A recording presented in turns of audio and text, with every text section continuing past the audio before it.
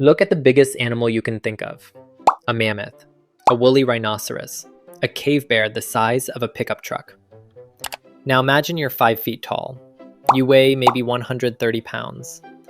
Your only weapon is a sharpened stick. You're not killing that thing. You know it. Your whole tribe knows it. And yet, somehow, that animal is going to feed you anyway. This is the part of prehistory nobody talks about. We love the story of the mighty hunter, the spear throw, the kill, the dragging of meat back to camp while the tribe cheers. But for most of human history, that story was the exception, not the rule. Most of the time, your ancestors were standing at the edge of something enormous, something that could crush them without noticing. And they were figuring out a different way in. Because here's the thing about the ancient world. It was full of animals that humans flat out could not kill. Not with the tools they had. Not with the bodies they had. A fully grown mammoth weighed up to 14,000 pounds. A cave bear could stand 11 feet tall on its hind legs. A giant ground sloth was the size of an elephant. And these animals weren't rare. They were everywhere. They were the landscape. Your ancestors looked out at the plains of North America or the steppes of Eurasia. They saw these creatures the way you see buildings downtown, just part of the scenery. Enormous, permanent, and completely out of reach. So what did they do? They watched. For thousands of years before the first successful kill of a megafauna animal, humans were observers. Patient, obsessive, generational observers. A grandmother would tell her grandchildren where the mammoths drank. A grandfather would describe how a rhinoceros behaved before a storm. This knowledge didn't live in books. It lived in people. It was passed mouth to ear across hundreds of generations. Refined, tested, updated. It was the first science humanity ever practiced. And it was built entirely around animals they could not touch. But watching wasn't enough.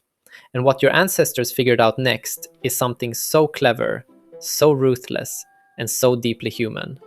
It will change the way you look at every animal you've ever seen. Here's what your ancestors understood before anyone had words to explain it. You don't have to kill something to use it. You just have to be smarter than it. And smarter, it turned out, didn't mean stronger. It meant more patient, more creative, more willing to think 3 steps ahead. The first strategy was following, not hunting, following. Mammoth herds moved in predictable patterns. Same routes, same seasons, same water sources, year after year. Your ancestors learned these routes the way you know your commute to work. They didn't chase the animals, they simply knew where the animals were going to be. They positioned themselves along migration corridors and waited. When the mammoth fell from old age or disease or got stuck in a bog, the tribe was already there. First to the carcass, first to the marrow, first to the hide thick enough to sleep under in a winter that could kill you in hours. But they weren't just waiting for luck, they were engineering it. Researchers studying ancient kill sites across North America and Europe have found something that rewrote the textbooks. Early humans were driving animals long before they had weapons powerful enough to kill them cleanly. They used fire. They used noise. They used the natural geography of the land itself. A cliff edge, a river bend, a narrow canyon with no exit. Groups of humans would spread out across the plain and move toward a herd, shouting, waving torches, pushing the animals in one direction. Not to kill them immediately, to exhaust them, to panic them into terrain where nature would do the work instead. Mammoths recovered from Siberian permafrost have been found with leg injuries consistent with falls. Rhinoceros remains have been discovered at the base of ravines with no weapons nearby. For decades, scientists assumed these were accidents. They weren't. They were the oldest trick in the human playbook. You don't fight the animal, you borrow the landscape and let gravity finish the job. And here's where it gets stranger. Some of these drive sites show evidence of repeated use spanning thousands of years. The same cliff, the same canyon, generation after generation, returning to the same spot because it worked. Your ancestors weren't improvising, they were running a system. A sophisticated, inherited, tested system, built entirely around animals they never could have beaten in a fair fight.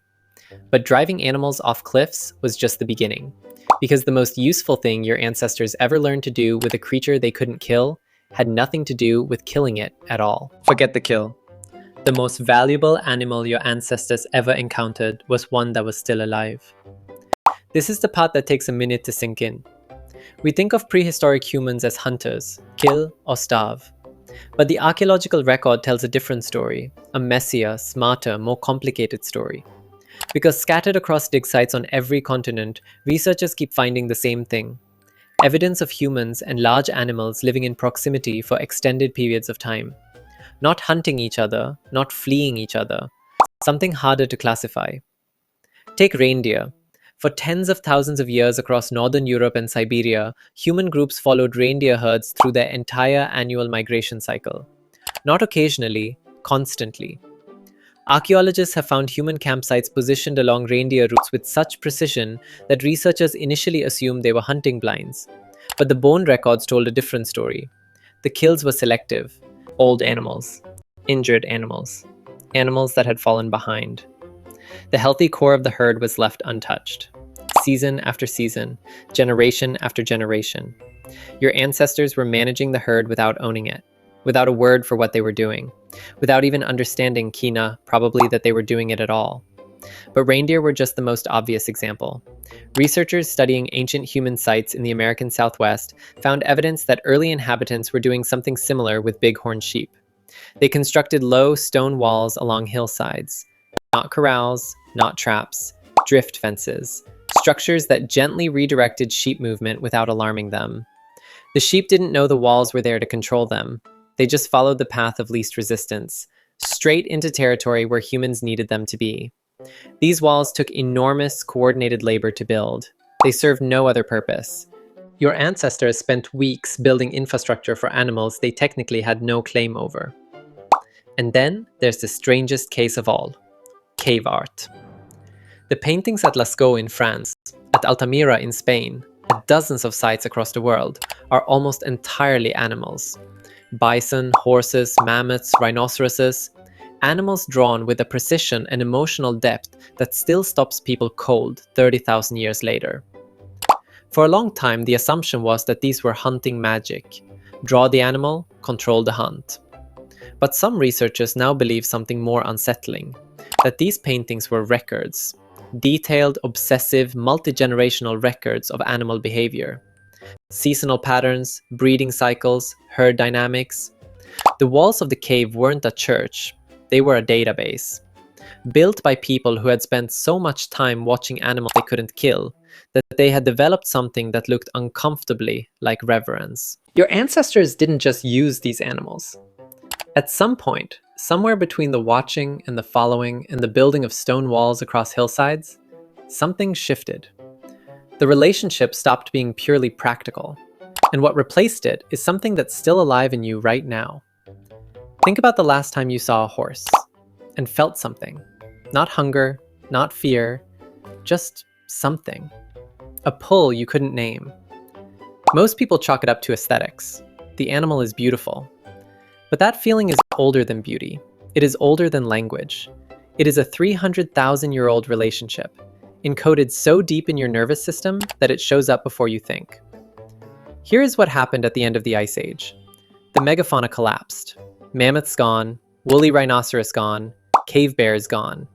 The giant animals that structured human life for hundreds of thousands of years disappeared. Within a few thousand years. Some from climate change, some almost certainly from human pressure. The world your ancestors built their existence around simply ceased to exist. Everything they knew, every migration route memorized, every seasonal pattern inherited, every stone wall built along every hillside. Obsolete overnight in geological terms. But humans didn't collapse with them. And the reason they didn't is the most important thing this story says. Those hundreds of thousands of years of watching, following, managing, and living alongside animals built something inside the human mind. Something that outlasted the animals themselves. It built the capacity for relationship. The understanding that a living animal was worth more than a dead one. That patience and proximity and accumulated knowledge were more powerful than any weapon. When the megafauna vanished and humans were left standing in a suddenly emptier world, they turned that capacity toward remaining animals. Wolves became dogs. Wild sheep became flocks. Wild horses became the animal that would carry civilization across continents. The domestication of animals made farming possible, made cities possible, made everything that came after possible. It didn't come from nowhere. It came from hundreds of thousands of years of practice on animals too big and dangerous to kill. Your ancestors didn't invent the relationship between humans and animals when they domesticated the first wolf. They just finally got to own what they had been borrowing for millennia. And here you are. You probably have a pet, or you want one, or you feel something specific when an animal trusts you enough to come close. That is not sentiment. That is not modern softness. That is the oldest skill your species developed, still running inside you, still looking for something enormous and alive to figure out, still patient, still watching, still trying to find a way in without a weapon. Because for most of human history, that was the only way that worked.